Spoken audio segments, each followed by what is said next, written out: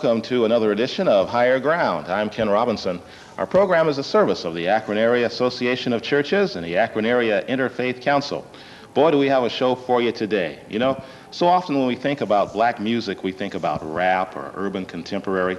But do you ever think about steel drum music? You know, steel drum music is very popular in the Caribbean, and it's being kept alive here in the Akron area thanks to Shelly Irvine and a group called Tropical Winds. Glad you could be with us on the show today, Shelly. It's good to be here, Ken.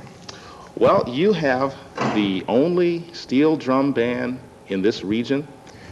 Well, sort of the only professional steel band in this region. The University of Akron was the first steel drum band in this area, and it was originally a branch of the University of Illinois steel drum band. Our professor, Dr. Larry Snyder, who teaches drums here at the university, started his steel drum band back in 1980, and since then we've branched off that and played professionally. Mm-hmm. How did you get involved in steel drum music? As being part of your percussion major program at the university, not only do you have to be in like a symphony orchestra and marching band and percussion ensemble, Dr. Snyder thinks it's a good part of your studies to study steel drum. Mm-hmm. And so it's a mandatory requirement to be a percussion major. If you want to graduate, you have to be in the steel drum band. Aha. It's a kind of a special kind of music, isn't it? Yeah, it's one that we really enjoy. It's really dance music is what it is. Down in Trinidad, all the natives like to dance to calypso, or the soca as they call it these days. Calypso has really seen its heyday. The style that's really predominant down on the islands now is called soca, which is a blend of soul music and calypso together. Oh my goodness. Now, you've been to Trinidad, haven't you? Yeah, we've been twice. Ron and I got down there in '87 when the university took their first field trip. And then we liked it so much, after we graduated, we went down for 7 weeks and played in their carnival with a steel drum band. Just how popular is steel drum music around the Caribbean? Well, particularly on the islands of Trinidad and Tobago, which are the home of steel drums, it's very, very prevalent. Almost everyone plays in a steel drum band. Now, steel drums have filtered up through the northern islands of the Caribbean as time has come on. I think they originated in the 30s. There's quite a few theories of exactly when they started and how they started, but through our studies of going down to the island and asking a lot of people, we think to have zeroed in sometime around 1930s is when the first steel drum originated, and since that point on the island of Trinidad it's just been filtering up through the Caribbean, and it's reached all the way up into North America now and even England. Now, I understand that this form of music was created when steel oil drums were left behind. And That's correct. There were a lot of extra oil drums left on the beaches, and a lot of the natives down there in Trinidad aren't, I would say, economically rich by our standards, and they can't afford a lot of the regular musical instruments. At least they couldn't back in the 30s and 40s in particular. And several guys, as they were playing for their carnival bands, you know, the bands of people masquerading dressed up in costumes will parade through the streets for carnival, and they need some music to back that up. And they had their traditional African instruments like congas and bongos and instruments like that. And one guy who was pounding on a can found out that if you would dent the top of it, you could get a pinched sound out of it.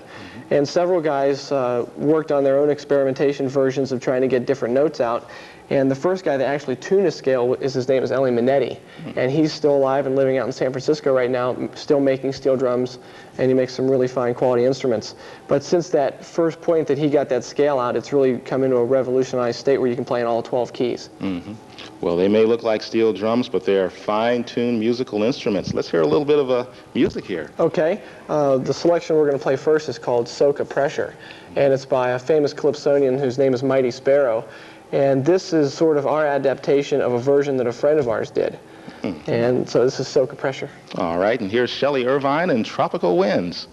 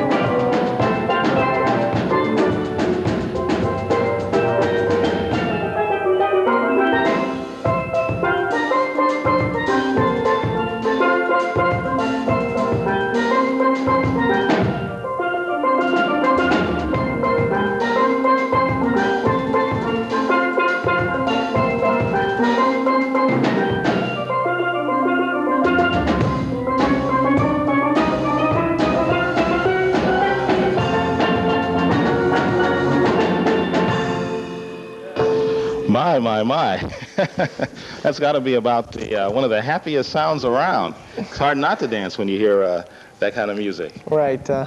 We do a lot of playing up in the Cleveland area, and we play at a restaurant called, I don't know if I can get this plug in there, Sure. Coconut Joe's Island Cafe on Friday and Saturday nights with a duo version of this band, and we get a lot of comments that, boy, you guys just dance away up there. And it's hard not to dance when you hear just especially the sound, the rhythms coming from the drum set. Mm-hmm. It just makes you want to move. Mm-hmm.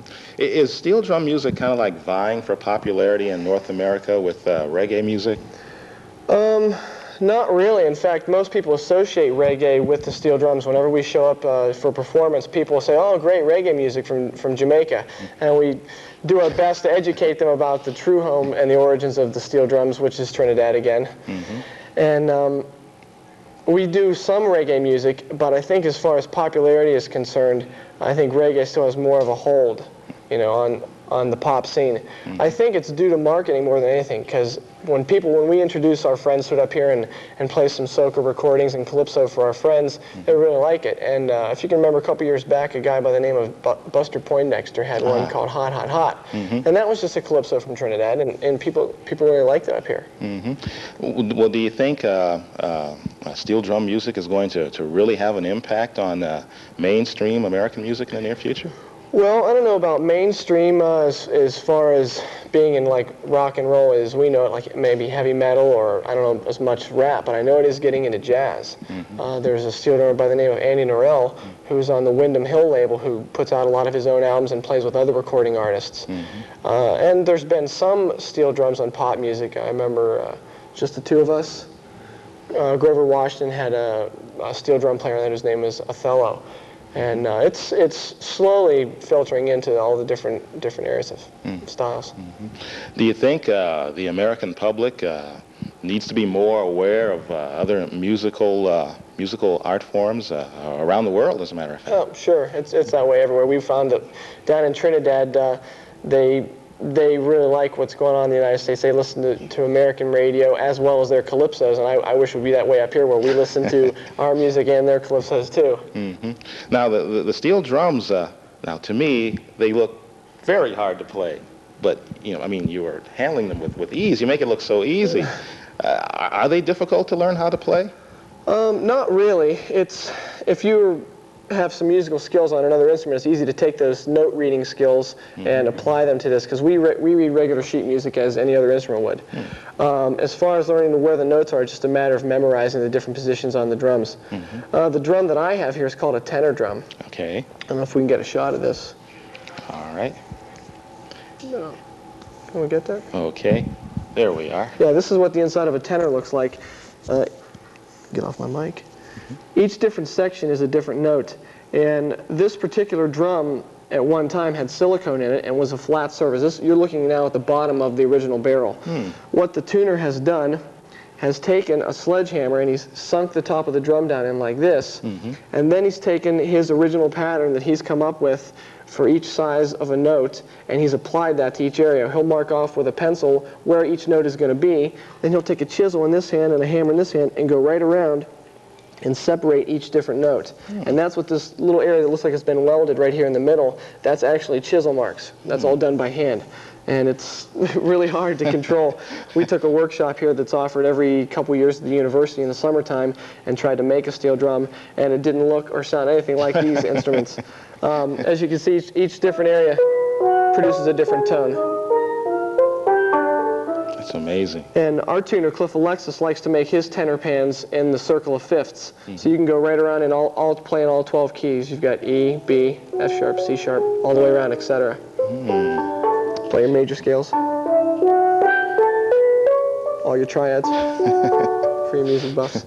What's amazing to me is that the sound is so clean and pure, but there's no electricity involved or anything. These are all acoustic. Sometimes we play larger venues. We do amplify them just to get some more sound out to the audience, but it's a very loud instrument.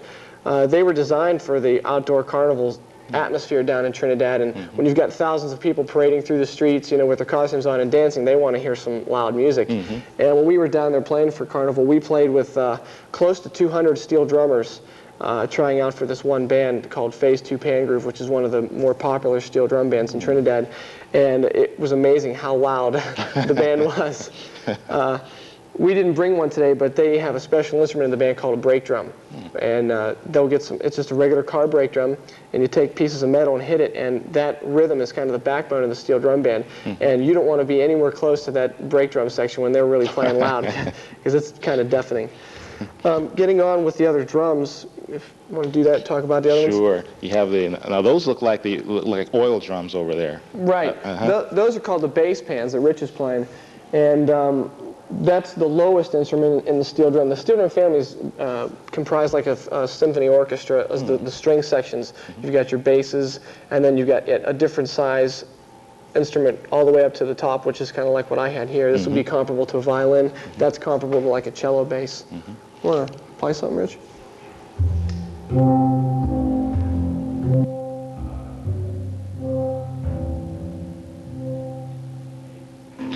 Well, these here are called the double seconds. It's a version that's slightly lower than the tenor pan, and it plays a lot of the harmonies in the band. This is, you know, melody here.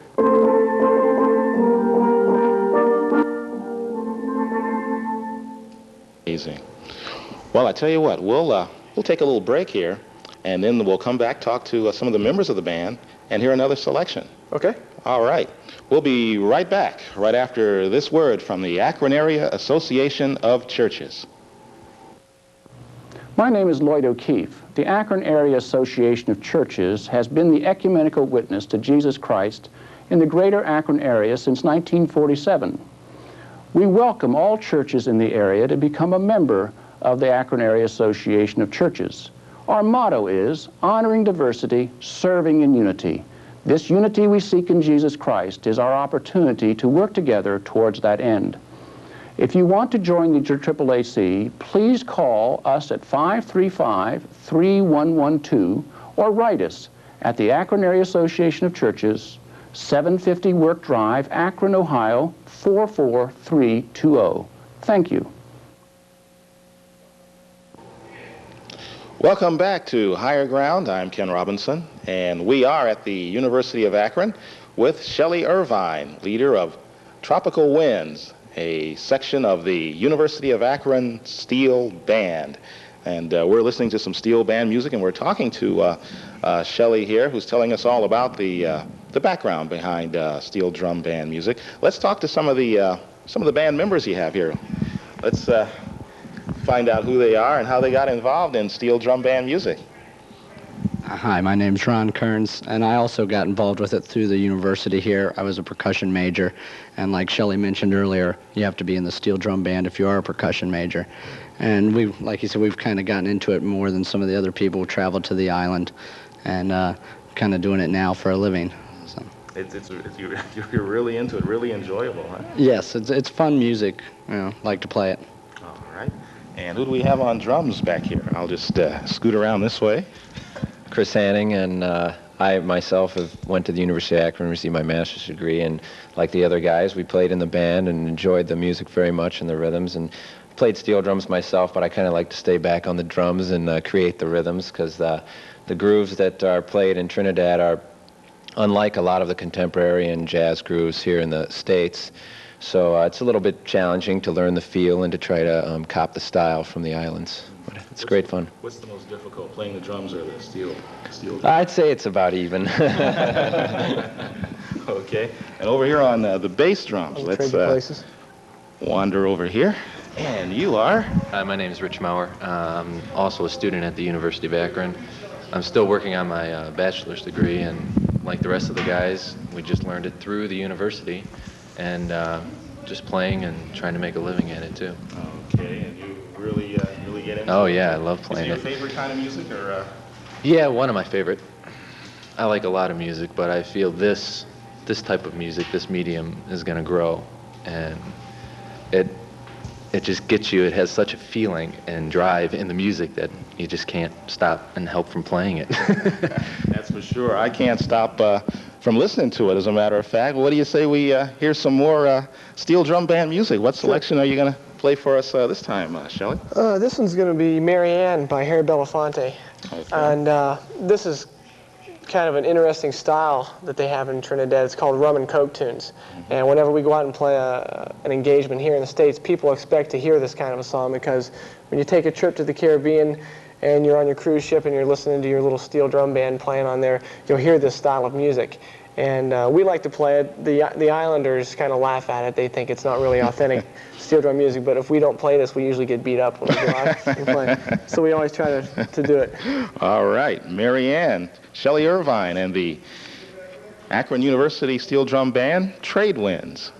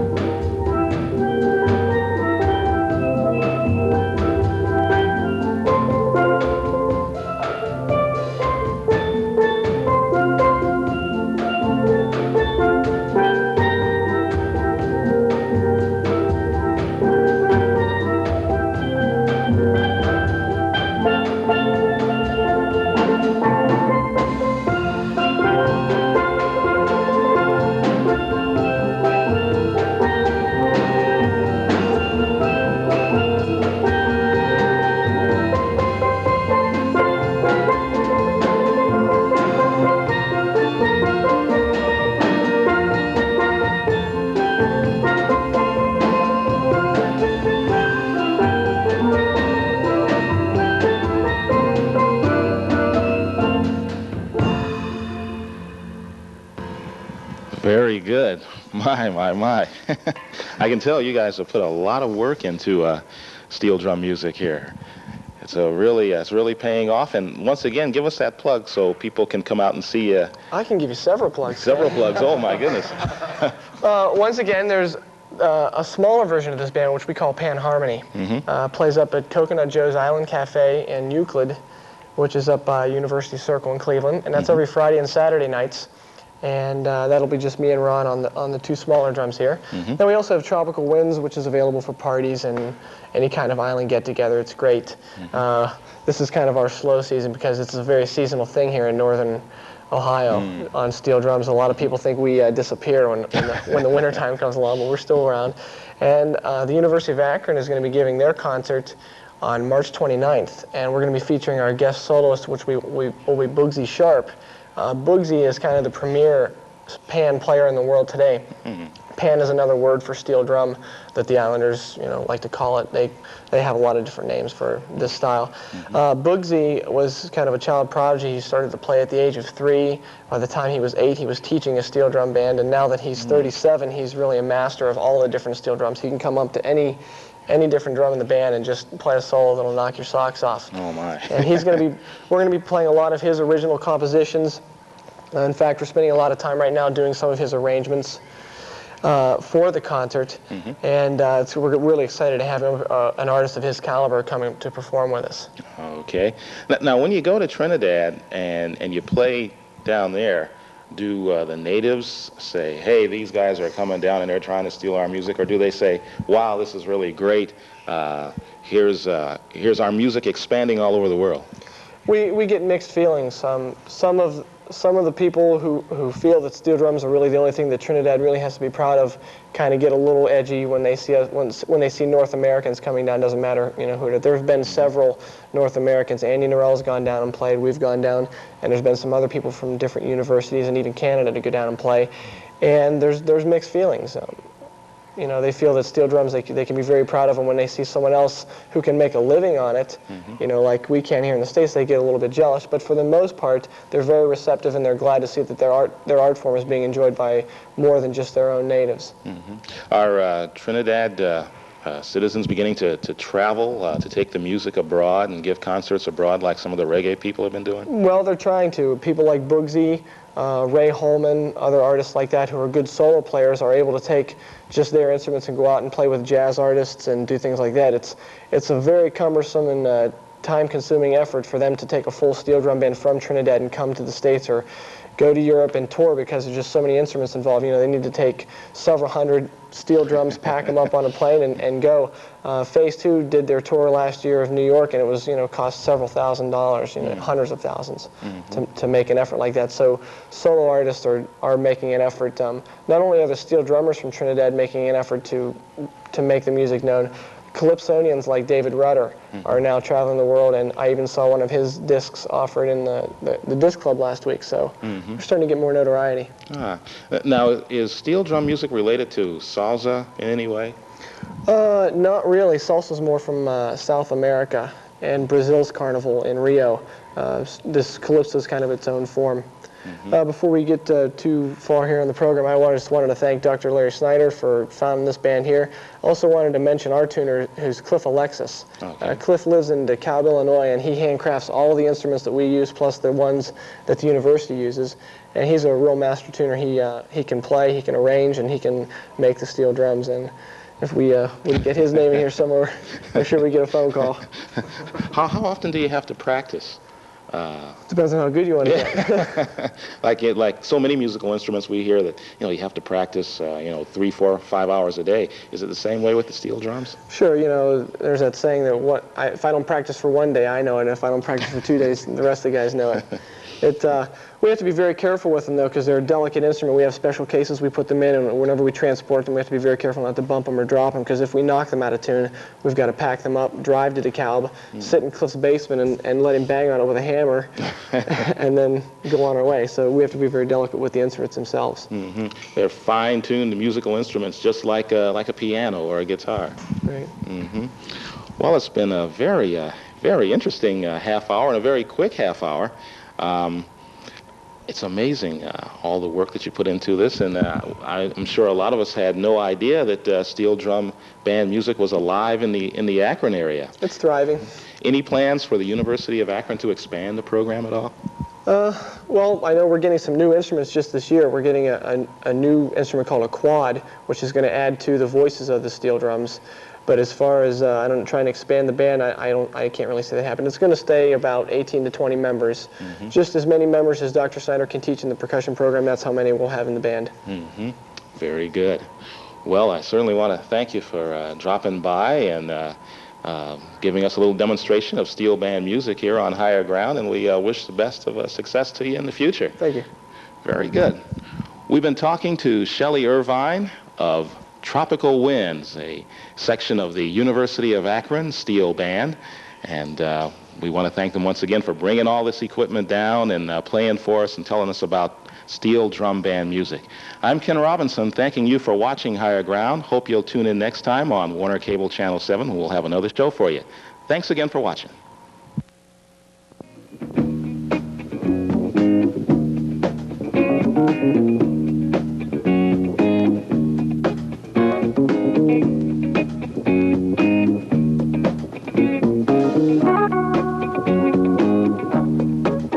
Thank you.